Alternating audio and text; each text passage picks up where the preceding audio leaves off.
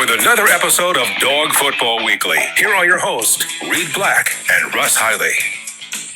Episode 34 today, Russ. Just recording, starting really right after the Georgia-South Carolina game today. Russ, I know you're in the Dove field a little bit today, but from what you saw, tell me your kind of initial thoughts, initial reactions, and feelings.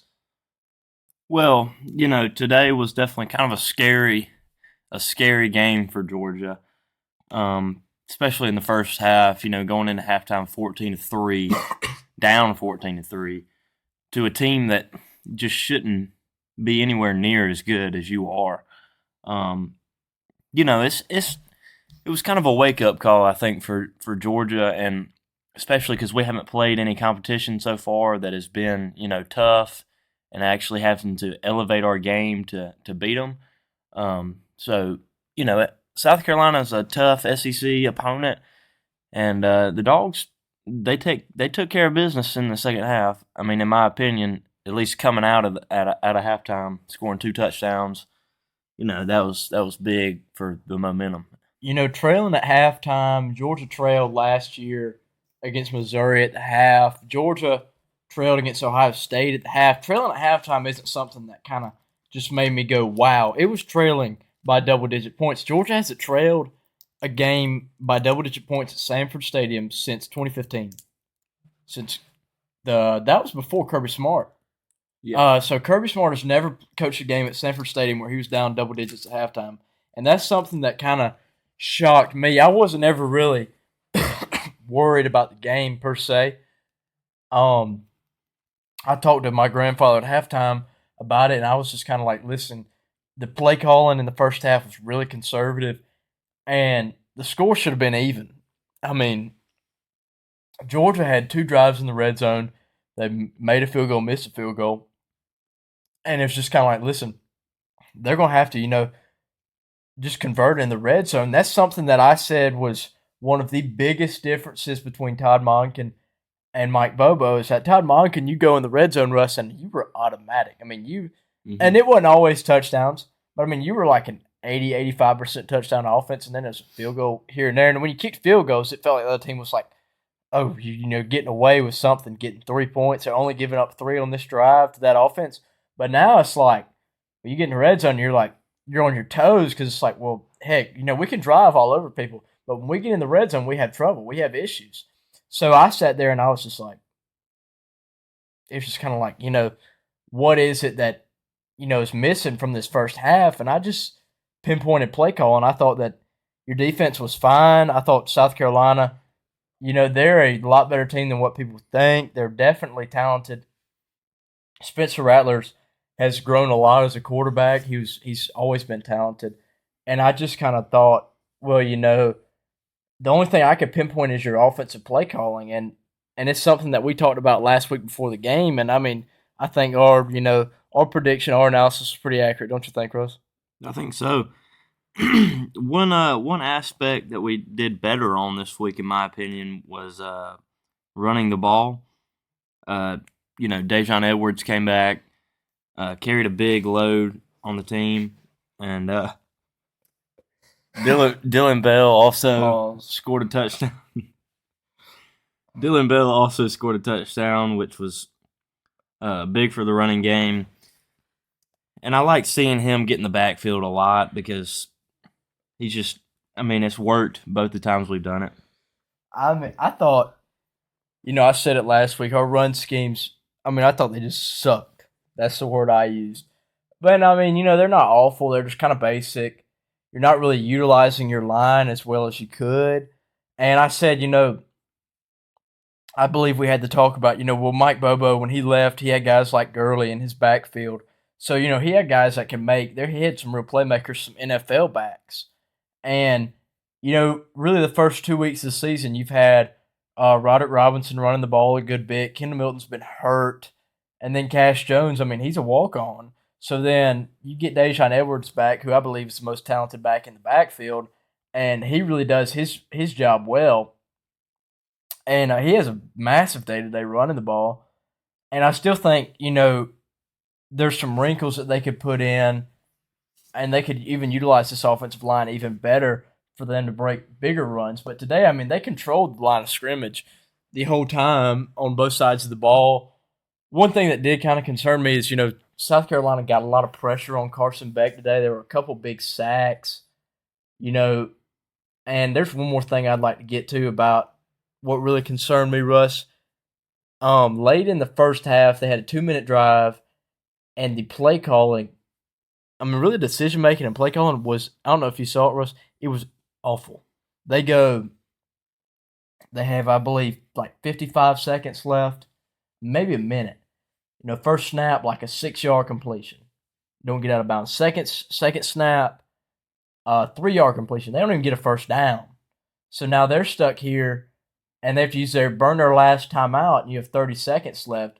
So it was just like, going in the half, I was about as discouraged as I could have been with this team and really with what they had done to that point. And they still, but second half, they come out a whole different team, whole different mindset, and they put together a really, really, really solid second half, doing the best they could. Now, something else that kind of discouraged me was, correct me if I'm wrong, Amaris Mims is hurt. So that's a big hit to this offensive line if it's a serious injury. Now, I obviously didn't see it because I didn't watch the whole game, but my dad told me about it, and he said, yeah, he's hurt, and it could be something pretty serious. They said left ankle, and the problem with left ankles and anything ankles, knees on your offensive line and defensive linemen is these are big guys. These aren't just this isn't a 5'11", 185, 190, 200. This Amarius Mims is 6'8", 330 pounds. That's a lot of weight on an ankle. So his ankle, for him to get back, for him to be 100%, for him to play his best football, he's going to have to do a lot of rehab, and his ankle's going to have to get a lot stronger. Yeah. So even if this is at best an ankle sprain, but it could be just about anything, you're looking at probably 3-4 weeks of him out, maybe 6. You've had guys who was it Adonai Mitchell last year who dealt with ankle sprain?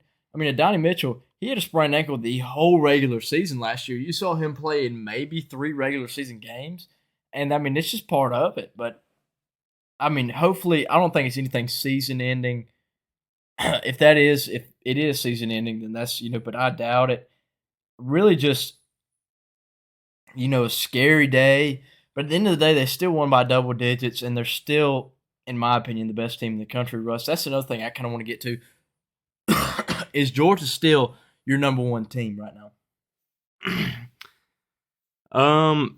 If you can name somebody who's better, then I'll say maybe them, but right now I don't know who's really better, to be honest with you. Everybody's kind of in the same boat. They're all the good teams are kind of, maybe besides like Ohio State, they're all kind of underperforming right now. Ohio State's really underperforming. In my opinion, I'd say Georgia's still the number one team. The only other team that I would have maybe put ahead of them and today, and I don't care really right now. I could care less about rankings, and I could care less about where they end up in the AP poll, Russ, because, it really doesn't matter. The only ranking that really matters is that playoff ranking at the end of the year. And, as long as you make the playoff, you'll be fine. But the only other team that I could say, maybe they could get in, maybe you could put them at 1, is Florida State, and they have that really impressive win over LSU, that blowout win. And LSU, people are going to forget about them, but LSU's probably going to win the SEC West this year. And they put together, they beat the brakes off Mississippi State today. And they're going to still put together a solid season. So I'd say that was my kind of other team. But, they played a close game with Boston College. Michigan, I don't think Michigan's there. Ohio State isn't there. Texas is good. I don't think Texas is better than Georgia. I don't really think anybody's better than Georgia talent-wise, but Russ, you said it in the offseason. I said it that, what Georgia's, what their biggest loss was from that team last year is Todd Monken, and I fully think that's the truth this year. Don't you think? I think so, and it's going to take a lot of, obviously we know it's going to take a lot of time for Mike Bobo to get in a rhythm and know what works and what doesn't work, I guess, because he can't figure it out right now. Well, it's like some people, they're like people like, okay, well, he's just breaking Carson Beck in, he's doing this, and it's like if you watch the first half, they did not throw the ball deep at all. There were no deep shots, there were no shots, period, and there were no chunk plays, there were no big plays on offense, and I mean, you had crucial third downs. You had third downs in the red zone, and you ran screen passes, and screens are a fine thing if you cannot run the ball or you're getting pressured a crazy amount. You can run some screens because that's what South Carolina did in the red zone against Georgia because Georgia's pressure was so solid and so good. They ran that screen. It worked perfectly. But Georgia's offensive line can protect just fine. Yes, they gave up 2 sacks, but you don't need to run a wide receiver screen with one guy blocking. I mean, that's just not going to – you're not going to convert on that unless you're getting an all-out blitz because there's too many guys in the box and too many guys flowing that way. So, but then you look at his second half play calling, and he opens it up on the first and second drives of the half, and now everybody's like, okay. But you kind of just – I just kind of want some continuity. I kind of want something that's kind of like, okay, you don't want to be all shots. You don't want to be all conservative. And you also want to be like – you want some creativity, but you want to be kind of smart creativity. He ran trick play, 2 trick plays really, and a couple reverses and stuff like that, but it really wasn't set up well. He really didn't have a whole lot of blocking set up for it. I mean, the reverses, Brock Bowers got 4 yards on a reverse one time that should have taken a loss of 3. I mean, he got drilled in the backfield, and the dude just bounced off of him. Then he drug another kid for a good 4 yards. And it's just kind of like, I mean, the play calling just feels so elementary. It feels so just like basic. Feels almost like we're playing, high school football and we're throwing screen pass. Like we played a team last night who threw a lot of screen passes. It felt like, and we'd schemed up for it all week, and it was just screen pass after screen pass after screen pass, and that's what it feels like Mike Bobo's doing. Shout out to Russ Holly, 2 interceptions last night against Mount DeSales. Career game for Russ Holly. Russ, just tell me how you're feeling about that right now. It's just something slight. Don't have to worry about it. Happens every week. All the time. Every week, 2 picks. What about Tift area, Russ? What happened in Tift area? Just missed that one right through your hands. What are you talking about? I did. Yeah, no, that one doesn't count though. Yeah, but anyways, I feel like you're pretty on point with that analysis.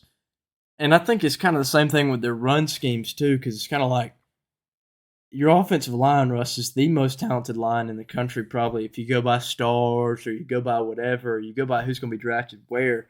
You got a lot of first-round linemen on that line, and you also have, more importantly, guys that can move and guys that can get out and run in space. Screens are fine. How about we get these linemen out in space and let them lead the way instead of your receivers? Because your receivers – yes, they're supposed to block. Yes, they can block. But who would you rather have blocking your linebackers? Would you rather have a 200-pound receiver or a 330-pound tank? I mean, just a brick wall. I'm going to go with the tank.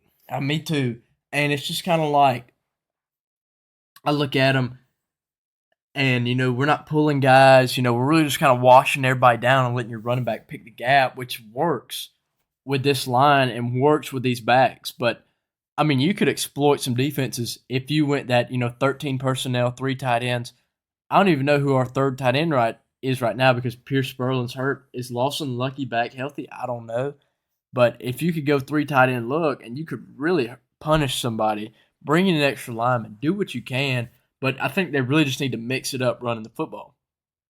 Yeah, I agree. It's,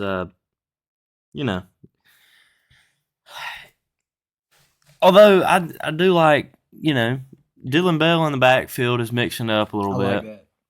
I mean, it's worked both the times we've done it. So I mean, like that a lot. The thing is, every time we put Dylan Bell in the backfield now, I mean, we know it's a run play because the 2 times we've done it, it's been a run play. So I think they'll add some wrinkles to that definitely later in the season too, because the next thing you know, you're going to have Dylan Bell running a wheel route out of the backfield or running some sort of route, combo route in the end zone with somebody. But I do like that, and I like that he's getting some touches because there's so many talented guys in this offense that it's kind of hard to get everybody the ball when you have Brock Bowers, Arian Smith, Marcus Rosemary-Jack Saint, Dominic Lovett, Dylan Bell, Ra Thomas, Lad McConkey when he gets healthy. I mean, Russ, we have guys on guys on guys on guys. So it's just kind of like you got to get them. You all got to get him the ball because I mean everybody wants to touch the football. So it's good to see him getting his touches in, and he's making a big impact running the football. Maybe a bigger impact than he would catching the ball. Yeah, and thing we haven't kind of talked about is the defense. I've been kind of half impressed with the defense, half not impressed. I think we're pretty solid, and but a dude I'm kind of like disappointed in is Dumas Johnson. Mm-hmm. Just haven't heard a whole lot about him while he's been playing, and he's not performing the way I thought he would perform this year. I thought he would be like Nakobe Dean, like that guy, I kind of feel like you do. Before the season, I told everybody who would listen to me, I said this defense is going to be better in 21. I said it's going to be better in 21. I said this defense is going to be better. And I really thought that because this defense is so good in the secondary when it's healthy, and this defense is so good up front when it's healthy. But your linebackers, and those are the two guys in the middle that I thought you really wouldn't have to worry about. I think Dumas Johnson and Smael Mondon are both great players, and they both played. They've been playing great, but we're used to seeing the All-American Jamon Dumas Johnson and the All-SEC linebacker Smael Mondon. So it's just kind of like, I get what you're saying, Russ. He missed a big tackle today in the red zone that hurt down the stretch, and led to a touchdown 2 plays later. But I've been fairly impressed. I thought they've looked fine. I like the pass rush a lot. Michael Williams is having a great year. Your interior guys have played good.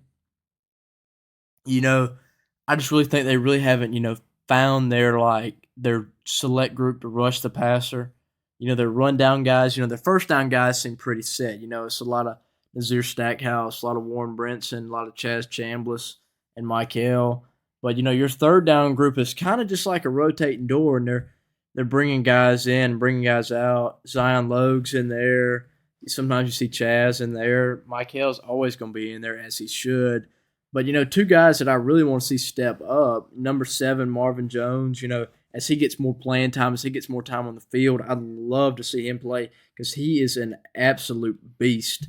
And then number 11, Jalen Walker, hope to see him play some more because he's a great football player who's got a lot of football left at the University of Georgia, and I just want to see him. I want to see some guys kind of exploit some just one-man blocks because Michael Williams, as the season goes on, as the season progresses, he's going to get singled out. He's going to get the double team. So these other guys got to make these offensive lines pay.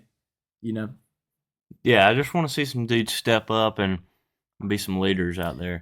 The player of the game for me, Russ, I want to get this in too right before we go. I don't know if you have one. I got offensive and defensive. Offensive player of the game for me, Russ, Dajon Edwards, coming back from injury. Hadn't played at all yet and rushing for 100 yards in his first conference game of the year. That's big, really boosted the team, helped the team win a lot. And my defensive player of the game has got to be Kamari Lassiter. Not really a big stats guy. He's not really on paper. He doesn't make you go, wow, this guy's good. But, he's a shutdown corner. In my opinion, he's a top 3 corner in college football. He's better than Kool-Aid McKinstry. Don't come at me. Please don't. Alabama fans, please don't hate me for that. But he just is. He is. There are less targets made to his side of the field. When they are made, the ball doesn't come back. And he's just nasty. He comes up and he made some hits today. And Georgia's losing, mind you. And he's just got this, this kind of just menacing, kind of nasty. He just hits, and it's just different. It's loud. And he's, him and Bullard in that second, gosh, I love it. I love those two guys right there. But he's my defensive player of the game. I can't tell you how much I love Kamari Lassiter and what he's doing this year, what he did last year, and how he's playing this year. Just been fantastic. Yeah, I don't have any players of the game. I'm not going because I didn't watch it. I'm not going to sit here and embarrass myself trying to talk about it. So, well, all right then. That's going to be it for today's episode. Thank you for listening.